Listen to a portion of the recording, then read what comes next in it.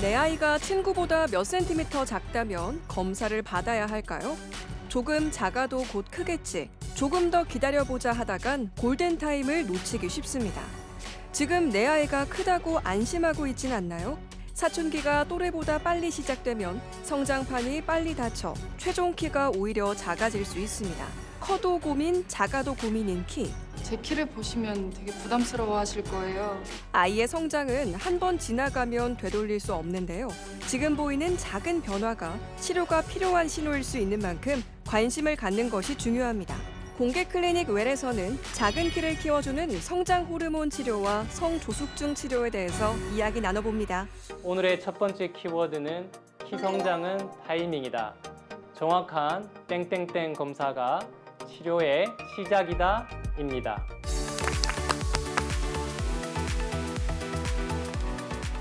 네, 토요일 아침의 좋은 습관 공개 클리닉 웰입니다. 여러분 혹시 문짝남이라는 단어 들어보셨나요?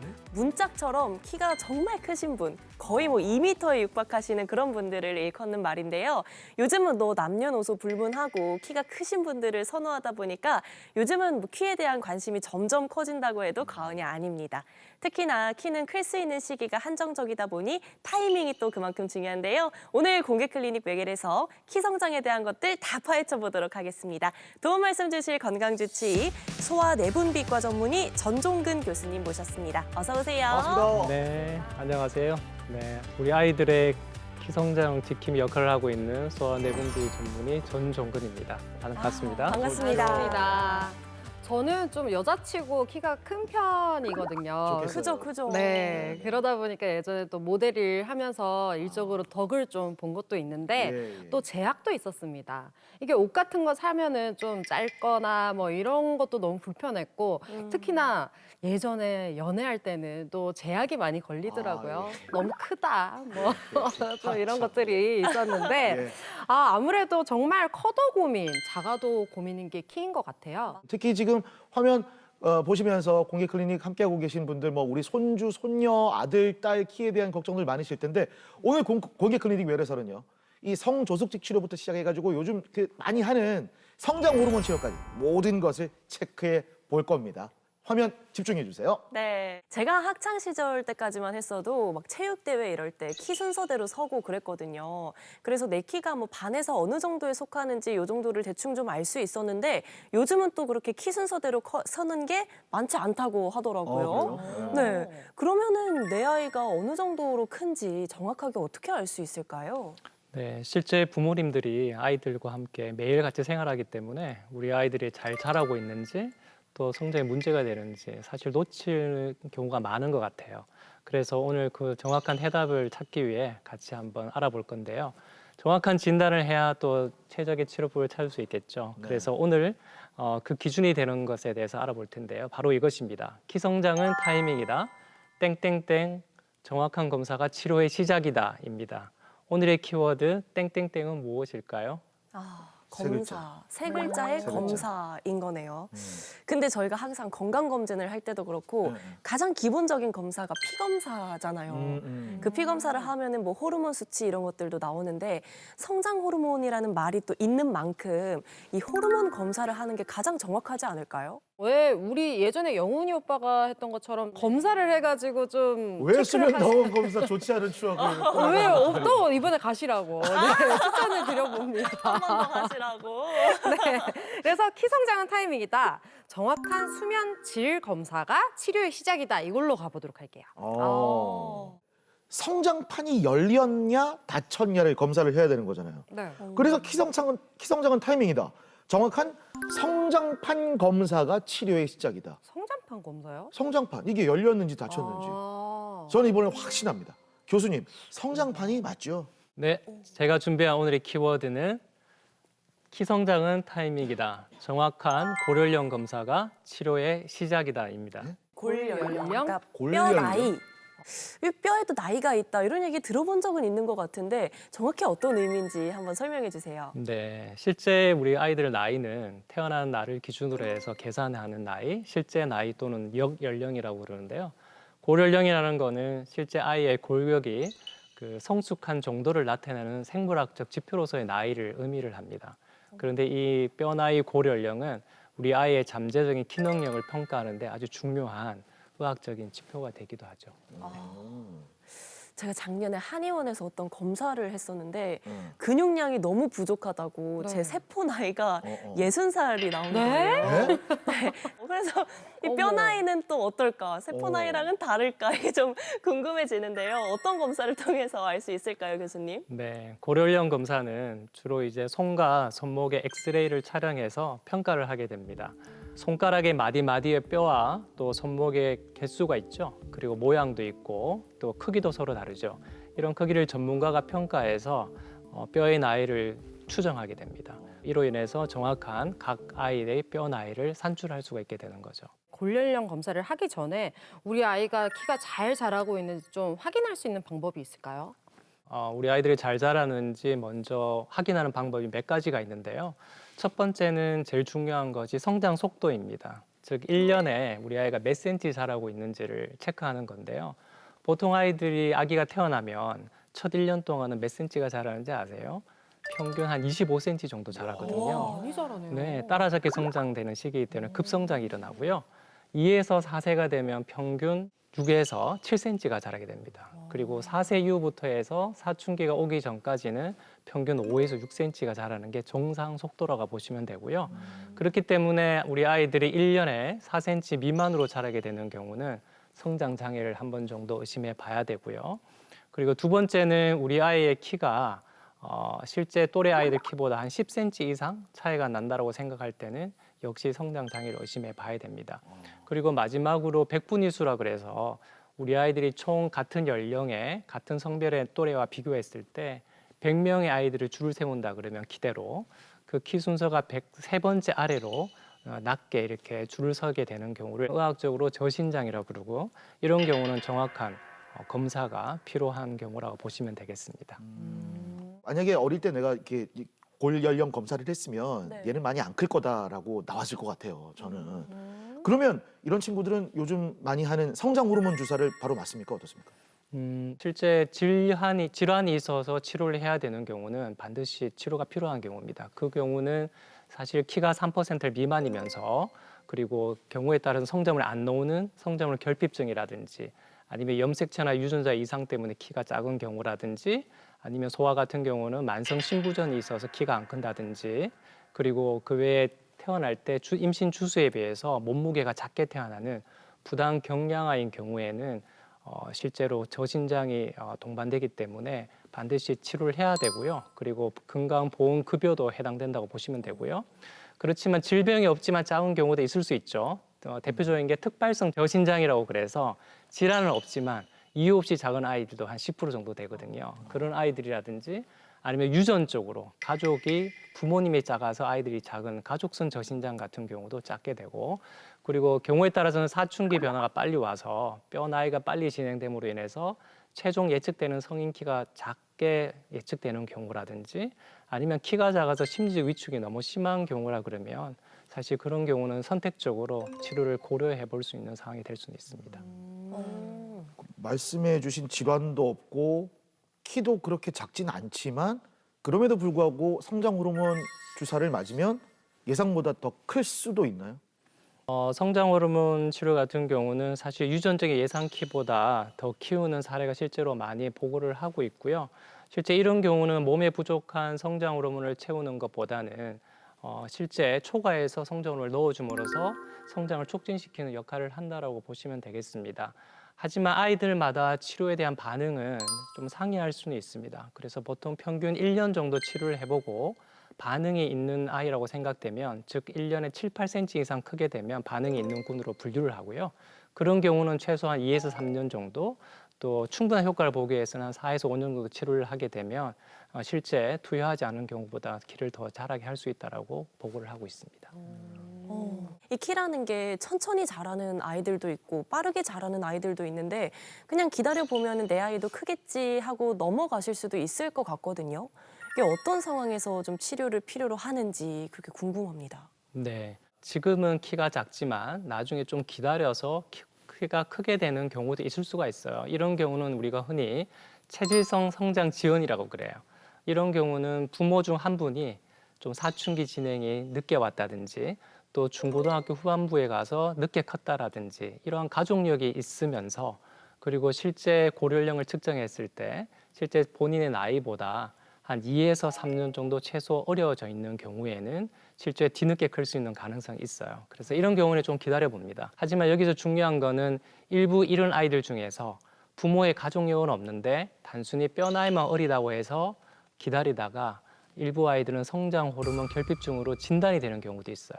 그렇기 때문에 이렇게 뼈 나이가 어린 아이들의 한 20%는 성장 호르몬 결핍으로 진단되는 경우도 있기 때문에 실제 가족력도 봐야 되고 그다음에 실제 우리 아이들이 이제 뼈 나이도 같이 확인하면서 이 치료가 필요한 아이인지 아닌지를 판단하는 것이 되게 중요하겠습니다. 이거 보시는 분들도 지금 이거를 치료를 해 마라 이러고 맞아, 계시는 맞아. 분들 네, 굉장히 네. 많을 것 같아요. 뭐 한편으로는 지금 해야 된다, 안 해야 된다, 뭐 나중에 해도 된다 이러고 계실 것 같은데 요거 좀 시원하게 말씀 좀 해주세요. 네, 사실 가장 치료의 효율을 보일 수 있는 시기는 만 5에서 6세 일찍 시작하는 경우가 가장 큰 효과를 보일 수 있고요. 그 다음으로는 초등학교 저학년 때 시작할 때 효과를 보일 수 있습니다. 하지만 사춘기가 시작이 되어서 이런 치료를 하게 되면 이미 성장판이 이제 딱딱하게 이제 진행되는 그런 과정이 있기 때문에 충분하게 치료할 수 있는 기간이 짧아집니다. 그렇게 되면은 사실은 치료에 대한 효과를 충분히 보기가 어려운 경우가 있죠. 그리고 컸을 때 치료를 하게 되면 체중이 많이 나가니까 성장 호르몬이라는 거는 몸무게에 맞추어서 용량을 올려야 되는 경우가 있기 때문에 비용적인 부담도 많이 들기 때문에 가급적인 어린 나이일수록 치료할수록 치료 효과도 좋고 또 가성비도 훨씬 더 좋다라고 우리가 생각해 볼 수 있을 것 같습니다. 지금 뭐 부산, 경남 곳곳에서 지금 들리지 않습니까? 그래서 얼마나 크는데? 얼마나 큰데? 얼마나 커요? 맞죠. 이거 치료받으면 어느 정도 클 수 있습니까? 네, 많이들 질문하시는 내용인데요. 네. 물론 이제 성장 호르몬 치료받는 치료 증후증에 따라서 조금 차이가 있긴 하지만 대표적으로 질환이 있어서 치료하는 경우, 뭐 성장 호르몬 결핍증을 아까 말씀드렸었는데 그런 경우의 아이들은 치료를 하면은 사실 치료하지 않았을 때하고 비교했을 때 한 10에서 15cm 정도 더 키울 수 있다고 알려져 있고요. 네, 꽤 차이가 많죠. 그리고 일반적으로 질환이 없지만 일반적으로 치료하는 아이들 같은 경우도 평균 5에서 경우에 따라서 10cm까지 많이 성장의 효과를 보는 경우도 있습니다. 물론 그 가운데서 또 가족성 저신장이 있어서 치료받는 경우도 있는데요. 이런 경우는 한 평균 3에서 5cm 정도로 다른 이유로 인해서 치료받는 경우보다는 효과가 조금 더 낮은 것으로 보고되지만 그래도 치료하지 않을 때와 비교했을 때는 키에 대한 효과를 기대할 수는 있습니다. 성장 호르몬 치료가 실제 효과가 있을지 반신반의하는 분들이 계실 것 같은데요. 실제 치료를 하고 있는 사례를 보시면서 좀 더 이해가 쉬울 수 있도록 도움을 드리도록 하겠습니다. 우리 다 같이 화면으로 함께 가보도록 하겠습니다. 이 아이는 태어날 때부터 키가 작았다고 하는데요. 계속 성장 속도가 느려서 6년째 성장 호르몬 치료를 받고 있습니다. 제가 아이를 임신했을 때 처음 초기 주수에서는 크게 차이가 안 났는데 제가 아이를 낳은 38주 4일쯤에는 아이가 1%대 아이로 태어났어요. 소아과에 가서 이제 진료를 보면서 1년 정도를 이제 지켜보니 1년 후에도 아이는 1%대였어요. 근데 이렇게 성장하다 보면 성인 되었을 때 150이 안 될 수도 있다는 말씀을 하셨고 유치원에서도 아이가 작다 보니 소꿉놀이를 할 때마다 자기는 엄마 역할이 아닌 아기 역할만 한다 그랬어요. 그런 부분도 있었고 아이가 클 수 있을 동안은 키워볼 수 있도록 우리가 노력해야겠다 생각해서 이제 시작을 했습니다. 엄마의 사랑과 관심이 느껴지는데 아이 잘 크고 있겠죠? 오늘 엑스레이하고 찍고 네. 왔는데 네네. 일단 주사 치료한 지가 우리가 처음 시작한 게 20년 7월이거든요. 네네, 맞습니다. 그때 이제 작게 태어난 게 이제 네. 부당 경량화라 그래서 네. 그런 경우는 이제 보통 성장호 주사 치료에 네. 적응증이 되는 경우고요. 키가 등수가 여기에 있거든요. 네. 키 등수가 그때 한 2.6등, 네네. 2에서 3등 사이였는데 네네. 지금은 그래도 키가 한 22등 정도 네네. 돼요. 그래서 키 등수가 이제 올라가는 게 네. 치료된 효과이거든요. 네네. 치료를 시작한 지 1년 뒤부터 효과가 나타나기 시작했고요. 평균 약 8cm 정도 성장판 사진이잖아요. 그래서 뼈의 나이를 보는데 일단 손목 사진을 가지고 보는데 뼈나이는 한 만으로 한 11세하고 한 3개월 돼요. 그러니까 예전에도 한 1년 6개월 빨랐죠. 네, 맞습니다. 원래 이제 작게 태어나는 아이들, 네. 뭐 이렇게 자궁 내 성장 부전이라 가지고 이렇게 작게 부당 경량으로 태어나는 아이들이 아무래도 사춘기 변화라든지 이러한 뭐 인슐린 저항성이라든지 이런 것들이 잘 온다고 알려져 있거든요. 대사 질환의 위험성이 좀 높다고 돼 있죠. 혹시 가슴에 몽울 같은 경우는 조금 있나요? 지금 몽울이 제가 만질 때는 안 잡히는데 아이가 아파하더라고요. 그래서 한 3주 전에 아프다고 했을 때 그때는 솔직히 살짝 딱딱한 느낌이 들었는데 최근래는 또 오기 전에 선생님께 말씀드려야 될 것 같아서 만져봤더니 또 약간 안 잡히고 있다가 없다 왔다 갔다 네, 합니다. 약간 시작되는 거는 네. 시작된 거고요. 근데 이 나이에 시작되는 경우는 우리가 성조숙증이라고 말하진 않아요. 아, 네네. 네, 그거는 만 8세 이하에 시작되는 경우고 네네. 8세에서 지금 9세, 뭐 네네. 10세 요 미만에 시작되는 건 그냥 조기 사춘기. 아, 저기 사춘기 그냥 뭐 정도. 꽃이 좀 빨리 피는 네네네. 그러한 집안의 아이도 있고 아. 늦게 피는 집안의 네. 아이도 있는 것처럼 네네. 뭐 사춘기가 정상 범위 안에서 빠르고 늦게 네네. 이거는 병은 아니거든요. 아, 네네. 주사를 맞으면서 성장물이 잘 올라가는지 네. 우리가 같이 혈액 검사에서 보거든요. 네. 여기 보시면은 이 옛날에 주사 맞기 전에는 성장물 수치가 이 정도였다 그러면 왼쪽으로 갈수록 최근 건데 이렇게 올라갔다가 점차 조금씩 떨어져요. 그래서 체중에 맞게 용량을 조금 더 올려주는 게 좋을 것 같아서 용량을 4단위로 해서 올리는 걸로 그렇게 하면 될 것 같아요. 사춘기에도 신경을 써야겠네요. 발달 상황에 맞게 용량을 늘려주셨습니다. 뼈 나이가 이렇게 한 1년 6개월 정도 빠르기 때문에 어떻게 보면은 초경 연령이 또래보다는 그 정도 빠를 수 있다라고 생각을 할 수 있어요. 이게 병적인 건 아니지만 네네. 보통 애들이 5학년, 6학년 때 초경하는 거는 다 정상이라고 지금 아, 다 정상 이렇게 생각을 하거든요. 네네네. 무리하게 치료를 뭐 뼈 나이를 늦추는 걸 하라라고 이렇게 권유할 수 있는 부분 아니고요. 그 약간 꾸준히 맞는 이런 횟수가 초경 오기 직전까지는 최대한 많이 맞는 게 더 아이 키 성장에 더 도움이 될까요? 네. 성장 호르몬 일단은 네. 지속적으로 빠지지 않고 꾸준한 게 제일 중요합니다. 그리고 경우에 따라서는 초경하고 나서도 1년까지는 맞는 아이들도 있어요. 보통은 성장판이 닫히는 거는 네. 초경하고 2년이 지나야지 완전히 닫히거든요. 아, 네네. 그렇기 때문에 초경했다고 해서 바로 성장판이 닫히거나 그러진 않아요. 그러면 혹시 제가 가정에서 조금 더 아이한테 신경 써야 될 키에 대해서 좀 필요한 것들이 있을까요? 우선은 뭐 주사 치료도 중요하지만 가정에서의 기본적인 생활 습관도 되게 중요합니다. 예를 들어서 식단의 균형 잡힌 식단 이런 것도 되게 중요해요. 특히 이제 어떤 서양화된 음식이라든지 칼로리가 높은 음식 뭐 이런 것들은 특히 패스트푸드 이런 것들은 지방세포 이런 걸 많이 늘리기 때문에 거기에서 뼈 나이가 이제 빨라질 수 있는 여러 가지 물질들이 나올 수 있어서 뼈 나이가 더 가속화될 수 있고요. 플라스틱 같은 경우에 접촉을 최소화하는 게 중요합니다. 그러한 플라스틱 같은 게 환경 호르몬이 나올 수가 있고 그걸로 인해서 어느 정도 영향도 줄 수 있거든요. 뼈 나이가 가속화되는데.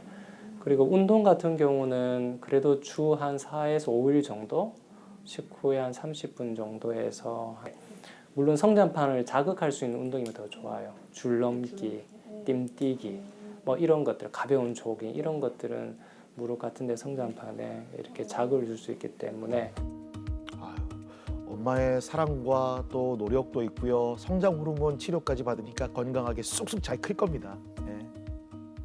아이가 또래보다 지금은 조금 작긴 하지만 그래도 일찍 시작해서 지금까지 커져가지고 너무 고맙고 그리고 또 주사를 꾸준히 맞아준 부분에 있어서도 감사한 마음이 들고 집에서 해야 할 부분도 말씀해 주셔서 조금 더 제가 도와줄 수 있는 부분이 많은 것 같아서 그 부분을 좀 더 실천을 잘 하면 아이가 앞으로 조금 빠른 그 사춘기가 와도 잘 해결할 수 있을 것 같아서 마음이 좀 안심됐습니다. 네.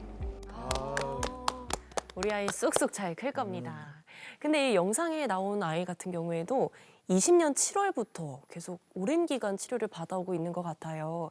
이 성장 호르몬 치료를 받게 되면 어느 정도 기간을 잡아야 할까요? 네, 영상에서 나왔던 아이 같은 경우는 부당 경량으로 태어나서 이로 인한 저신장이 동반되는 경우 치료를 한 사례인데요. 우리가 부당경화로 태어난 아이들 100명 중에서 10명은 실제로 저신장이 보고가 됩니다, 의학적으로. 그래서 이 아이도 거기에 해당되고, 그래서 아이 같은 경우는 만 4세에 이런 경우는 시작을 하게 되는 거라서 일찍 시작을 했고요.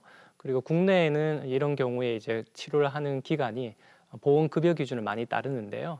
남자아이는 165cm가 될 때까지, 여자아이는 153cm가 될 때까지 치료를 계속하는 것으로 권장을 하고 있습니다. 물론 이제 질환이 없는 일반 아이들 같은 경우는 최소 2에서 3년 정도 이상은 치료를 받아야 되고요. 치료를 하는 동안에 예상키, 유전적인 기대 키와 또 부모나 아이들이 또 목표로 하는 그런 목표 키를 생각해서 거기에 도달했을 때는 부모님과 상의해서 치료를 중단하게 됩니다. 영상에 본 아이도 주사를 맞는 것 같더라고요. 그러면은 뭐 어떻게 맞는지 궁금하거든요. 이게 한 달에 한 번씩 병원에 가서 이렇게 그런 식으로 맞는 건가요? 네, 그렇지는 않고요. 성장 호르몬 같은 경우에는 집에서 자가로 맞을 수 있는 피하 주사라고 보시면 되고요. 그래서 보통은 이제 자기 전에 매일 밤 어떤 일정한 시간에 허벅지라든지 엉덩이, 팔뚝 부위에 이렇게 피하 주사로 해서 자가로 하기 때문에 손쉽게 맞을 수 있도록 요즘에는 잘 이렇게 고안되어서 만들어져 있습니다. 궁금한 게 천연으로 내 몸에서 이루어지는 이제 성장 호르몬하고 차이가 어떻게 있을까요? 네, 지금 현재 전 세계에서 사용하는 성장 호르몬은 유전자 재조합 기술로 인해서 만들어진 성장 호르몬이고, 이러한 성장 호르몬은 실제 체내에서 자연적으로 만들어지는 성장 호르몬하고 구조가 동일하다고 보시면 됩니다. 그렇기 때문에 안정성도 확보가 되어 있을 뿐만 아니라 감염에 대한 위험도 없기 때문에 안전하게 사용할 수 있다고 보시면 되겠습니다. 진짜 저는 희망이 생기네요. 맞으시게요? 근데 이게 성분도 동일하고 감염 위험이 없다고 하더라도 제가 어렸을 때 이런 얘기를 들어본 적이 있어요. 성장 호르몬 주사를 맞으면 어쨌든 키우는 거잖아요. 세포도 키우고 키도 키우고 점점 더 인위적으로 막 키우는 거다 보니까 혹시 암세포가 생기진 않을까? 암세포가 증식되진 않을까? 이런 걱정도 많이들 하실 것 같거든요. 네, 그렇습니다. 부모님들 걱정하는 부분 중에 하나가 또 말씀하신 암 발생에 대한 어떤 우려인데요. 하지만 실제로 성장 호르몬이 사용되어 온 기간이 거의 40년 이상 되고요. 실제 성장 호르몬이 소아의 암 발생과 연관이 있는가에 대한 연구는 많이 이루어졌었고, 그 결과는 실제로 암을 발생시킨다라는 근거는 아직까지 전혀 없는 것으로 지금 학계의 정설로 지금 여겨져 있습니다. 다만 앞서 말씀하신 것처럼 성장 호르몬이 세포의 증식을 이렇게 유도하기 때문에 실제 암이 지금 현재 있어서 항암 치료를 받고 있는 아이들 같은 경우는 치료를 받게 되는 경우에 암세포가 자랄 수 있기 때문에 그런 경우는 당연히 사용을 해서는 안 됩니다. 하지만 일반 정상인들 아이들, 암이 없는 정상인 아이들이 치료했을 때의 암 발생에 대한 우려는 크게 걱정하지 않으셔도 되겠습니다.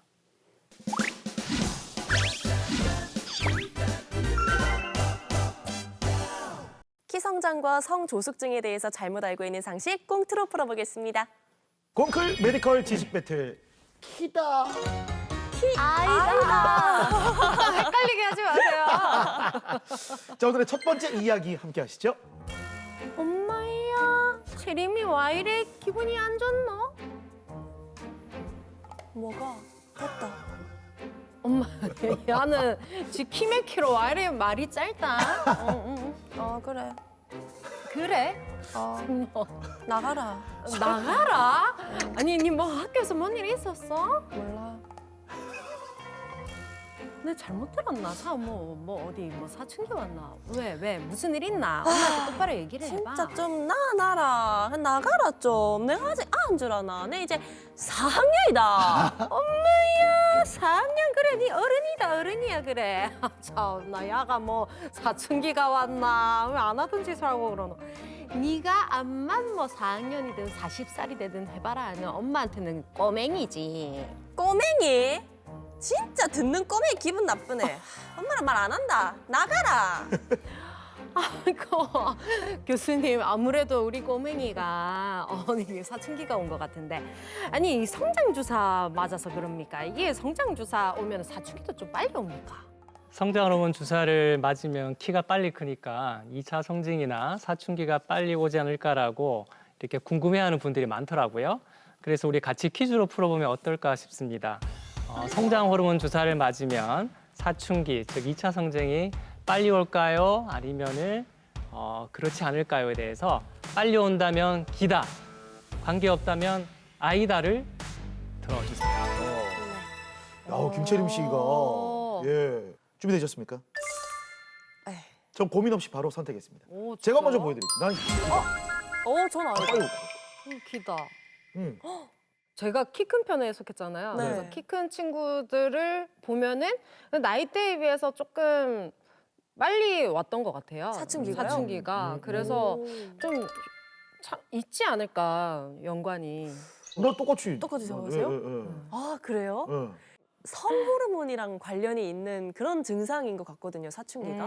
그래서 성장 호르몬과 성호르몬은 또 좀 다르지 않을까. 연관은 있겠지만 그래도 이 다르다. 성장 호르몬이랑 성호르몬은 다르기 때문에 직접적으로 영향을 주지는 않을 것이다. 교수님 정답은 뭡니까? 네, 정답은 네. 네 기다?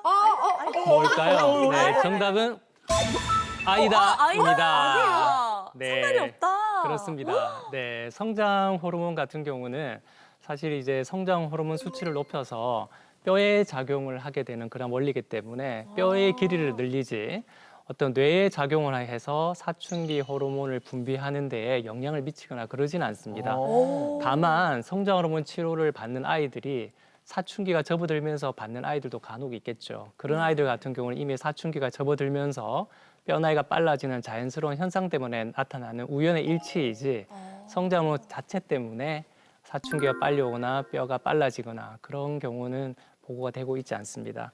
그래서 자연스럽게 사춘기가 올 시기에 되어서 나타나는 현상일 뿐이라고 생각하시면 되겠습니다. 공클 메디컬 지식 배틀 끼다 아이다 함께하고 계십니다. 오늘의 두 번째 이야기 제가 또 참 어울리는 역할 고등학생 뭐죠, 역할을 뭐죠? 하게 됩니다. 아유, 엄마 그 제림이 맞는 거 성장 호르몬 주사 있다 이거 그거 나도 좀 맞자 안 되겠다. 에이, 성격 들어보신다. 야, 니는 지금 나이가 몇 갠데 그 성장 호르몬 주사를 맞는단 말이고. 니 고1이다, 아이가 고1. 엄마 방년 17세 아직 안 늦었다 진짜. 아이고, 뭐 많이 늦은 것 같구만 이미. 근데 뭐 무슨 고등학생이 무슨 성장 치료고. 진짜 엄마 모르네. 남자는 군대 가서도 키가 큰다는 말이 있다 아이가. 그러고 아직까지 내가 이렇게 성장판이 늦게 다치니까 나도 변우석처럼 문짝남 하고 싶다. 오 마이 갓. 진짜. 공부나 하지. 영훈아. 저 오빠. 응? 내가 네 엄마지만 내가 진짜 거짓말 못하는 거 알지? 응. 니 진짜 엄마가 이런 말 하기 싫었는데 뭔데? 니 키만 큰다고 그렇게 변호사기 될 것 같디나? 어? 나는 엄마 닮아서 그렇게 매를 잘생겼다고 닮았다고. 생각했는데. 내를 닮았다고. 아무튼 나 변호석 될 거라고. 영훈아, 니는 키가 문제가 아니야. 니 어? 진짜 니를 생각해서 하는 말이니까 들어가서 공부나 해. 진심이야. 엄마 닮아가지고 공부는 안 되던데. 얼굴은 잘생겼는데. 공부도 안 교수님. 되디나. 아니 성장판이 열려 있으면 지금이라도 주사 맞으면 효과가 있잖아요. 어떻습니까? 이 경우는 어떨지 우리 다 같이 한번 풀어보도록 하시죠. 성장판이 조금이라도 열려 있다면 고등학생 시기에 치료를 시작해도 늦지 않다. 기다, 아이다. 당신의 선택은 고등학생이요? 고등학생이 좀 애매하다. 지금 고등학생 성장 호르몬 치료. 선배님 기다예요? 나 기다려. 저도 기다. 후배님도 기다려. 네. 예. 늦지 않다고 생각하시는 늦지 않고. 거예요? 네. 저는 늦었다고 어. 생각을 합니다. 아까 앞전에 교수님께서 말씀하셨다시피 뒤로 갈수록 좀 가성비가 떨어진다고 하신 말씀이 괜히 하신 말씀이 아니신 것 같단 말이에요. 그래서 그 시기 때를 놓치지 말고 지금 보시는 분들이라도 빨리 결정을 하시는 게 좋다. 이런 말씀을 하고 싶어서 이게 문제를 내신 게 아닌가. 네. 뭐 남자는 진짜 군대 가서도 키가 큰다고 맞아요. 하잖아요. 제 동생도 군대 가서 컸어요. 그래요? 네. 네. 나 그래서 20살 때 맞아도 괜찮다고 난 생각하는데 열려 있다면. 상대적으로 고등학생이지만 내 골연령은 중학생일 수도 있잖아요. 네. 그런 경우라면 그때 맞아도 안 늦는 거죠. 그러니까요. 자 궁금합니다. 네, 정답은 정답은 아니다. 정답은 아이다로 하겠습니다. 네. 아니다. 네, 물론 고등학생 되어서 시작을 할 수가 있는 경우도 있을 수는 있지만 이르다고 할 수는 없죠. 그래서 이미 늦다라고 할 수 있기 때문에 정답은 아니다라고 했고요. 실제 고등학생이 시작이 되면 실제 이제 아이들 성장판이 열려 있더라도 일부만 열려 있고 또 경우에 따라서는 거의 완전히 닫혀 있는 아이들도 상당히 많습니다. 그래서 이 시기에는 사실 성장판이 일부 열려 있어서 시작은 할 수 있지만 치료 효과를 보기에는 아주 부족하다고 보시면 됩니다. 왜냐하면은 성장 호르몬은 장기간 오래 쓸수록 키가 크는 데에 아주 밀접한 영양 관계가 있기 때문에 쓸 수 있는 기간이 짧으면 사실 치료 효과를 보기는 아주 미미하다고 보시면 되겠습니다. 우리가 흔히 고등학생 때 치료를 고민을 할 때 한 번 더 체크해 봐야 될 상황은 우리 아이들의 겨드랑이에 털이 났는지 않는지를 확인해 보는 것도 하나의 중요한 팁이 될 수 있는데요. 겨드랑이에 이미 털이 나 있다면 성장판이 거의 닫혀가 있다라고 생각하시면 되고 치료를 이 시기에 시작하는 거는 효과 면에서 거의 없기 때문에 치료를 안 하시는 게 더 현명하다라고 보실 수가 있겠습니다. 자, 이렇게 되면서 1대1이에요. 네. 앞서가는 듯 했는데 또 이렇게 됐네요. 와. 어떻게 마지막 되나 문제. 봅시다. 남매 간의 대화입니다. 우와. 그거 왜 되는데? 네 같은 잼민이가 뭘 알겠노? 있잖아, 남자는 근육이 빵빵해야 돼. 이렇게 하면 이두박근 삼두박근 나오고 가슴 근육 빵빵해지고 왕자 생겨지고 그래야 남성적이고 매력. 오, 오빠야. 그리고 어. 내가 할 말이 있는데 어. 그거 내려놓고 집중 좀 해봐라. 자꾸 내한테 잼민이 하지 마라. 듣는 잼민이 진짜 기분 나쁘다. 잼민이한테 잼민이라는데 왜? 진짜 기분 나쁘다. 잼민이. 진짜. 잼민이. 엄마한테 다 이렇게다. 잼민이. 아니 어. 근데 오빠 성장 호르몬 맞잖아. 내 따라서 내 하려는 거 다 연락한다. 근데 이래 운동을 못잖아. 내처럼 가만히 있어야지. 야, 운동을 해야지 이게 성장 호르몬 효과도 있고 그다음에 운동해야지 피곤하니까 빨리 작아지고 있잖아. 키가 쑥쑥 크지. 그런 소리 하지 마. 공부하기 싫어가지고 그러는 거 아이가. 그것도 믿다. 그래 그 주사 맞을 때 운동하면 안 된다. 어? 교수님 그쵸? 그래서 운동을 많이 할수록 성장 호르몬 주사 효과가 훨씬 좋아진다라는 질문에 대해서 기다 아니다를 선택해 주세요. 운동을 많이 하면 할수록 성장 호르몬 주사 효과가 더 좋아진다. 저 선택했습니다. 네, 저도 선택했어요. 저 오늘 빵점을 면해야지. 어려워요. 자, 두 분, 저는 먼저 기다 드릴게요. 나 효과 있을 것 같아요. 저도 기단데. 아, 그래요? 와, 이렇게 떨리네. 잘 모르겠어요. 어쨌든 너무 많이 하면 과유불급이다. 좋지 않다. 성장판을 계속 자극할 수 있는 점프, 뭐 줄넘기, 농구, 배구 이런 거 하면 효과가 배가 될 것 같다는 생각이 저는 듭니다. 성장 호르몬 뿜뿜하고 있을 때 좀 운동을 하면. 네, 운동을 하면 더 효과적이지 않을까 이 생각을 하네요. 예. 네, 정답을 보실까요? 네. 정답은 정답은? 기다? 정답은? 기다로 하겠습니다. 네. 와, 맞네요. 네. 운동하면. 진짜요? 약간 질문의 어감의 차이는 있는 것 같아요. 이게 운동을 많이 할수록 어떻게 보면은 운동을 아예 안 하는 거나 아니면 적게 하는 것보다는 그래도 어느 정도는 많이 할수록 이러한 성장으로 효과가 좋아지는 거는 조금 비례한다는 건 알려져 있어요. 근데 이제 운동 강도와 양이 어느 지점까지는 그런 호르몬의 분비를 비례해서 좀 도움이 되겠지만 오히려 앞서 말씀 주신 것처럼 과도한 운동은 오히려 역효과를 불러올 수가 있습니다. 네, 그래서 오히려 무리한 이러한 근력 운동보다는 몸을 늘려주는 이러한 스트레칭이라든지 아니면 유산소 운동 이런 것들은 성장판을 자극해 줄 수 있기 때문에 충분히 도움이 될 수 있을 거라 생각하고요. 그리고 더 중요한 거는 운동을 통해서 어떻게 보면 적정 체중을 유지하는 데 도움이 되잖아요. 네. 오히려 운동을 하지 않았을 때 체중이 많이 는다든지 과도한 음식 섭취로 인해서 오히려 체중이 증가하게 되면 앞서 말한 것처럼 체지방 증가로 인해서 뼈의 나이도 빨라지기 때문에 그러면 오히려 체중 성인기는 더 작아질 수 있는 그러한 문제가 올 수 있기 때문에 건강한 운동을 하는 거는 우리 몸에 어떤 그 여러 가지 신체적인 부분을 다 고려하더라도 건강을 위해서 꼭 필요하다라고 보시면 되겠습니다.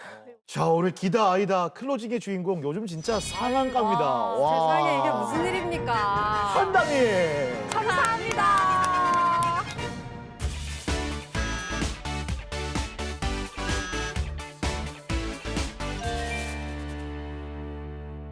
교수님 두 번째 키워드 공개해 주시죠. 네, 두 번째 키워드를 공개하겠습니다.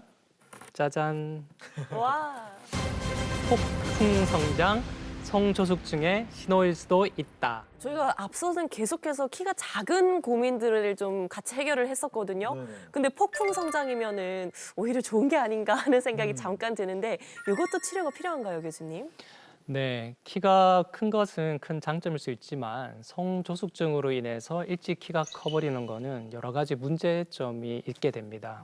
특히 첫 번째는 이런 뼈 나이가 빨리 진행을 하기 때문에 최종 성인 키에 도달했을 때는 상당히 작게 되는 경우가 많습니다. 그래서 우리가 흔히들 이런 말을 하죠. 초등학교 때 키가 성인 키하고 거의 비슷하다라고 말하는 아이들이 있거든요. 그런 경우는 일찍 성조숙증이 와서 벌써 이렇게 뼈 나이가 빨리 진행했는 경우를 의미한다고 보시면 되겠습니다.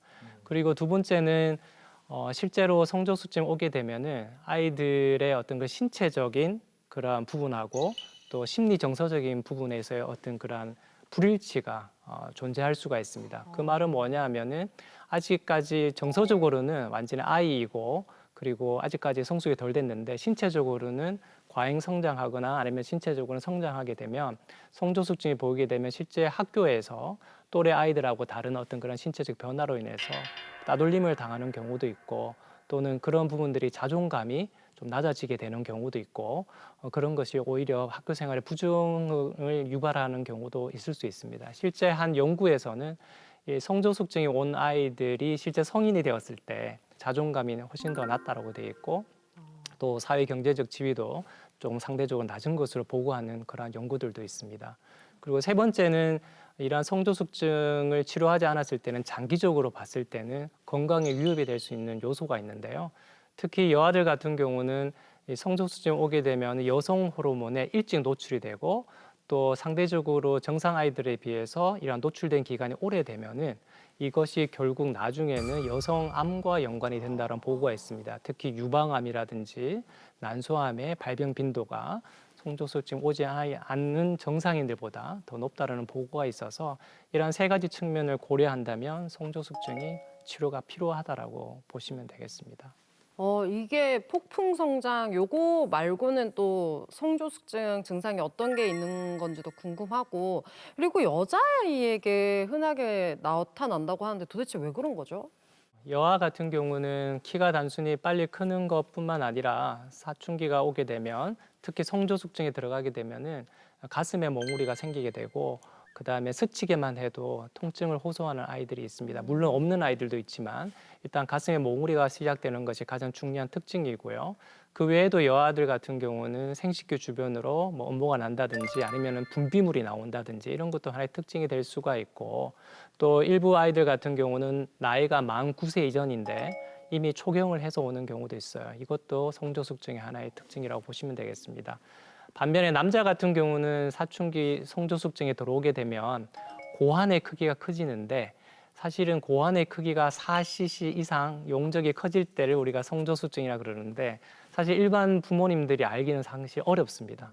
그렇기 때문에 그냥 우리가 좀 가늠해 볼 수 있는 거는 밤톨만한 크기의 어떤 고환 크기를 우리가 확인된다 그러면은 사춘기가 조금 들어오지 않았나라고 의심해 볼 수 있고요. 그 외에도 남자아이들은 마찬가지로 음모가 난다든지 아니면 변성기가 또 있다든지 아니면 머리에 냄새가 막 정수리 쪽에서 많이 난다든지 아니면 여드름이 생긴다든지 뭐 이러한 증상으로도 사춘기 증상을 조금 의심해 볼 수는 있습니다. 그리고 앞서 질문 주신 것처럼 왜 그러면 남자아이들보다 여아에서 훨씬 더 성조숙증이 많이 발생할까라는 질문을 우리가 외래에서도 간혹 듣게 되는데요. 2014년 같은 경우에는 여아가 한 91.9%, 남아가 한 8.1%가 성조숙증에 해당되고요. 그리고 10년이 지난 지금 시점에서는 여아가 한 80.7%, 남아가 19.3% 됩니다. 여자아이가 성조숙증에서 차지하는 비율이 훨씬 더 높다는 것을 객관적으로 볼 수 있는데요. 실제 여자아이의 뇌의 구조가 실제 남자아이들의 뇌의 구조보다 자극적 노출에 대해서 더 민감하다는 것이 하나의 어떤 그런 원인이 될 수 있고요. 그래서 이러한 민감하게 반응해서 성호르몬의 분비를 촉진할 수 있는 그런 부분들이 더 이렇게 많을 것이라고 알려져 있고 두 번째는 실제 남자보다는 여아에서 이러한 성조숙증을 의심할 수 있는 2차 성징이 더 눈에 띄는 부분이 있기 때문에 조기에 좀 진단되는 경우도 하나의 원인일 수 있고요. 그리고 아무래도 여아들이 남아이들에 비해서 이런 체지방의 어떤 그런 분포가 훨씬 더 높기 때문에 이러한 체지방이 높을수록 여기서 지방 세포에서 분비되는 이러한 렙틴이라는 수치가 증가하게 되고 이러한 렙틴이라는 수치는 실제 사춘기 호르몬을 분비를 자극하는 것으로 되어 있거든요. 그래서 이런 부분들이 좀 사춘기 변화가 좀 빨리 오는 부분이 될 수 있고 특히 지금과 같이 서구화된 음식들 그러한 인스턴트 식품 포함해서 이러한 고열량의 음식들을 많이 섭취하는 이런 환경에서는 아무래도 소화 비만도 많아지게 되고 그러면 여아 같은 경우는 훨씬 더 남아에 비해서 이러한 체지방이 훨씬 더 증가하기 때문에 사춘기가 당연히 빨라지는 것은 이러한 현상들을 설명할 수 있을 것 같습니다. 이게 성조숙증 치료도 골든타임이 중요하다는 얘기를 많이 들었거든요. 이게 언제 시작하면 좋을까요? 사춘기 변화가 조금 빠르다라고 해서 치료를 시작하는 건 절대 아니고요. 몇 가지의 요건이 충족될 때에 우리가 치료를 고려할 수 있어요. 먼저 2차 성징이 여아의 같은 경우는 만 8세 이전에 남아 같은 경우는 만 9세 이전에 2차 성징이 시작이 되어야 되고 이런 경우에 이제 고려령 검사에서 뼈 나이도 증가되어 있고 그다음에 사춘기 유발하는 검사가 있거든요. 그런 검사에서 여성의 어떤 그런 사춘기를 유발시키는 황체 호르몬이라는 것이 많이 증가되어 있는 경우에는 치료를 적극적으로 고려를 해야 된다고 되어 있습니다. 여자는 만 9세 그리고 남자는 만 10세 이전에 치료를 시작을 적어도 그 시기 안에는 하라고 되어 있고요. 그리고 이 시기를 넘어서 치료를 하게 되면은 이미 성호르몬의 영향으로 뼈 나이가 너무 앞서가 있는 경우가 있어서 치료를 하더라도 키에 대한 어떤 그런 충분한 효과를 좀 보기에는 어려운 경우가 있어서 적기에 진단해서 최적의 시기에 빨리 치료하는 것이 가장 중요하다고 볼 수 있겠습니다. 네, 아까 성장 호르몬 치료할 때는 주사를 매일매일 맞아야 했었잖아요. 이 성조숙증 치료 같은 경우에도 주사를 매일 맞아야 할까요? 그렇지는 않고요. 성조숙증 치료는 보통 이제 자가 주사가 아니라 병원에 내원해서 한 달에 한 번씩 맞는 주사를 보통은 제일 많이 선택을 하는데 최근에는 3개월에 한 번 맞는 주사 제형도 있고 또 6개월에 한 번 맞는 주사 제형도 소아아이들에서 허가가 되어서 치료를 많이 하고 있습니다. 그래서 어떻게 보면 환자분들의 치료 선택이 훨씬 더 넓어졌다라고 볼 수가 있겠고요. 그래서 보통은 이제 엉덩이에 근육 주사라든지 아니면 팔 있는 부위에 이러한 피하 주사 같이 이러한 형태로 해서 병원에서 약제에 따라서 선택해서 맞게 되겠습니다. 뇌 안에 뇌하수체라는 어떤 기관이 있고요. 여기서 성선 자극 호르몬이 분비가 되면서 사춘기가 시작되는 게 정상 사춘기의 어떤 시작이라고 보면 되고요. 이 전체를 총괄하는 것이 뇌의 시상하부라는 구조가 되겠습니다.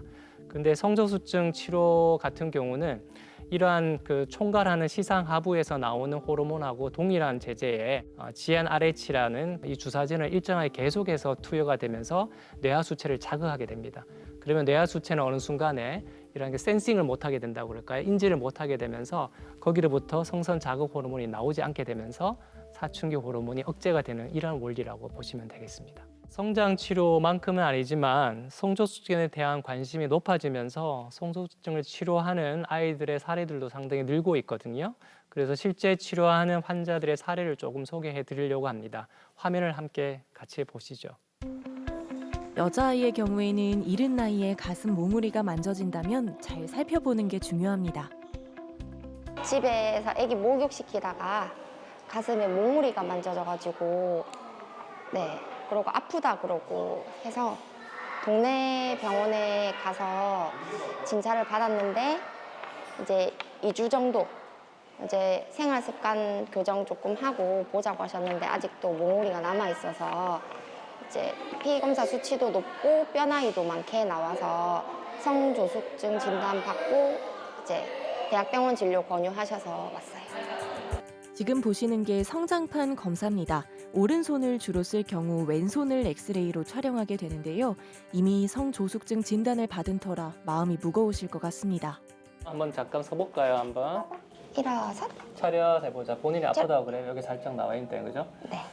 이게 아프다는 말을 했나요? 스치거나 그러면? 아프다는 말을 하고 이제 목욕시킬 때 딱 만지면 몽우리가 딱 잡혔는데 네. 지금은 거의 많이 없어진 상태긴 해요. 네. 물론 이제 성조숙증 그러면 만 8살 이전에 이제 가슴에 몽우리가 시작되면 우리가 성조숙증이라고는 얘기할 수 있는데 성조숙증 아이들의 80%는 치료가 필요 없어요.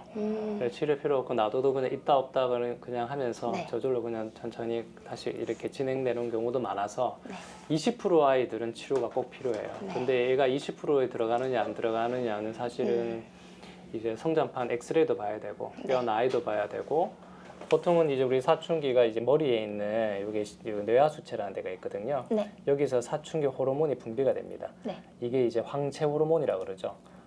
이게 황체 호르몬이 얼마나 올라가는지를 보는 검사를 했는데 네. 사실 여기 보면은 제일 작게 나오는 게 3.5예요. 예. 그리고 제일 많이 올라오는 게 9.08인데 절대적인 수치를 보면 5 이상이기 때문에 높다고 하지만 예. 그것만 해서는 안 되고 이 기저 검사 수치의 한 3배에서 5배 이상 올라야 돼요. 그게 충족이 안 됩니다. 이제 뼈의 나이거든요. 이제 주로 왼손을 찢게 되는 게 이제 보통 아이들이 오른손잡이가 많으니까 손을 덜 쓰는 쪽으로 손상이 덜 있는 이런 쪽으로 이렇게 우리가 확인을 하는데 이 뼈의 개수라든지 모양이라든지 이런 걸 가지고 나이를 평가하는데 제가 봤을 때는 뼈 나이가 만으로 한 7살 됩니다. 한 1년 6개월. 그러니까 실제 나이는 지금 5세 6개월이잖아요. 실제 나이를 여연령이라고 그러는데 실제 나이보다는 한 1년 6개월 정도 조금 빨라는 져 있고 가슴에 몽우도 시작되어서 조금 빨리 갈 가능성이 있다라고 볼 수 있지만 여자애들 같은 경우는 만 6세 이전에 이렇게 사춘기 시작되면은 뇌에 문제가 있을 수가 있어서 뇌에 마를 찍는데 우선은 검사를 다시 한번 해보고 결정하겠습니다. 이 수치가 다 충족하는지를 보고 만약에 거기서도 여전히 두 번째 검사에서도 검사의 기준이 안 되면은 당장 머리에 MR을 찍거나 그럴 필요는 없고 이런 경우는 주로 6개월 간격으로 엑스레이만 찍어서 뼈 나이가 진행을 계속 빨리 하는지 안 하는지 체크만 한다고 보시면 됩니다. 엄마의 관심 덕분에 조기 이상 신호를 놓치지 않아서 다행입니다. 앞으로도 건강하게 자라길 응원할게요. 진료 상세히 말씀해 주셔서 걱정은 조금은 덜어진 기분이고 집에서도 생활 습관도 조심히 조금 더 노력을 잘 해야 될 것 같아요. 요새 이런 아이들이 많다고 들었는데 저뿐만이 아니라 다른 아이들도 제 속도로 건강하게 잘 자랐으면 하는 바람입니다. 다들 느끼시는 것처럼 지금 현재 이제 사회가 키가 경쟁력이 되는 그러한 사회가 되다 보니까 부모님과 특히 자녀들이 키에 대한 관심이 많아지고 있습니다. 그래서 실제로 치료를 하다 보면 일부 아이들은 꿈이 또 운동 선수인 아이들도 있고 그런 아이들이 실제로 최종 예측키가 상당히 작은 경우에 들어갔던 아이들이 치료를 하면서 키가 성장하면서 운동에 대한 자신감도 붙고 또 자기의 미래에 대한 비전 이런 부분들을 이루기 위해서 더 열심히 또 노력하는 이런 모습을 볼 때는 좀 보람을 느낄 때도 있습니다. 그래서 항상 이렇게 자존감을 가지고 아이들이 잘 자랄 수 있도록 지지해주는 그러한 의사로서의 어떤 그러한 역할들을 잘 감당해 나가야 되겠다고 생각을 하고 있습니다. 왜냐하면 성장기에 있는 아이들이 의료진의 말 한마디에 꿈이 바뀌기도 하고 또 새로운 또 비전을 품기도 하기 때문에 늘 자존감을 키워주고 늘 자신감 있게 생활을 할 수 있도록 그런 지지를 해주는 것이 또한 의료진의 역할이라고 생각을 하고 있습니다. 이게 성조숙증 치료도 좀 어차피 안정성이 입증이 돼가지고 안심을 하겠지만 그래도 부모님들 입장에서는 이게 부작용 걱정을 안 할 수가 맞아요, 없거든요. 맞아요. 이게 부작용은 좀 괜찮을까요? 네, 성조숙증 주사 치료는 수십 년간 치료해오는 이런 치료제이기 때문에 안정성에 대한 부분은 전 세계적으로 많은 연구에서 입증이 된 부분이라서 크게 걱정할 건 없는데요. 다만 이제 주사를 맞은 부위에 일시적으로 나타날 수 있는 경미한 부작용이 있을 수가 있어요. 맞은 부위가 특히 통증이 좀 심하다든지 아니면 피부 발적이 생긴다든지 그리고 주사를 안 맞다가 이제 1, 2회 정도 투여하다 보면 이미 자궁 내막이 좀 두꺼워진 아이들 같은 경우는 소량의 이러한 질출혈 같은 게 보일 수가 있어요. 그래서 이게 어떻게 보면 초경으로 오해하시는 분도 있는데 실제로는 그렇지는 않고요. 지속해서 치료를 받다 보면 자리를 잡으면서 이런 것도 멈추기 때문에 안심하게 치료를 받을 수가 있습니다. 이렇게 목표하는 데까지 키는 키우고 성조숙증을 좀 예방할 수 있는 방법은 어떤 것들이 좀 있을까요? 한 몇 가지 방법을 조금 소개시켜 드릴까 합니다. 우선 첫 번째는 적당한 체중 관리가 제일 중요합니다. 왜냐하면요.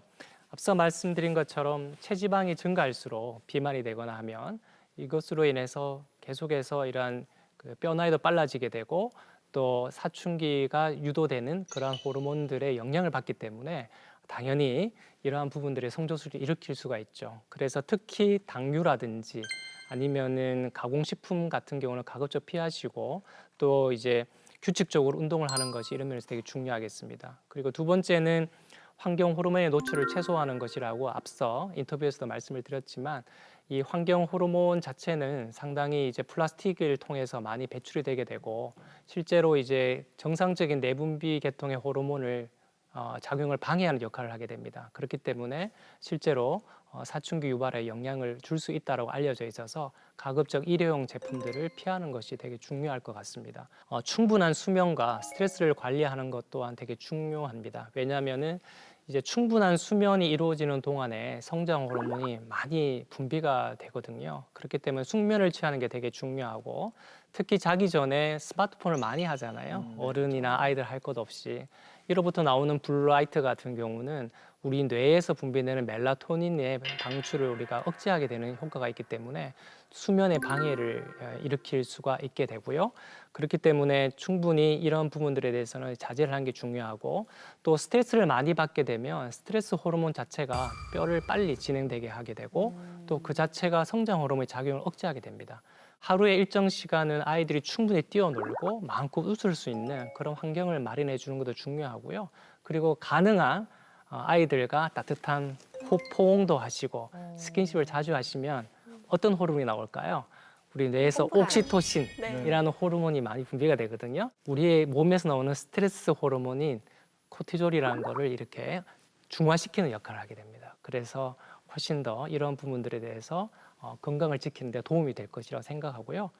마지막으로는 어떻게 보면 우리 아이들이 자라면서 겪게 되는 몸의 변화, 신체의 변화를 부모님들이 좀 더 관심을 가지고 그러한 포인트를 잘 이렇게 체크해 나가는 것이 골든타임을 놓치지 않는 제일 중요한 어떤 부분이라고 생각합니다. 공익클리닉 웰 오늘은 이렇게 키 성장에 대해서 알아봤는데요. 건강주치의로는 소아내분비과 전문의 전종근 교수님과 함께했습니다. 교수님 고맙습니다. 고맙습니다. 감사합니다.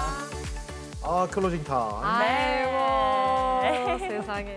진짜 끝판왕이 됐어요. 클로징 여신. 해야 돼야.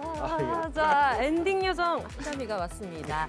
자, 오늘 키 성장에 대한 얘기 나누면서 골든타임 여러 번 말씀드렸는데요. 가족 간의 사랑도 마찬가지가 아닐까 싶습니다.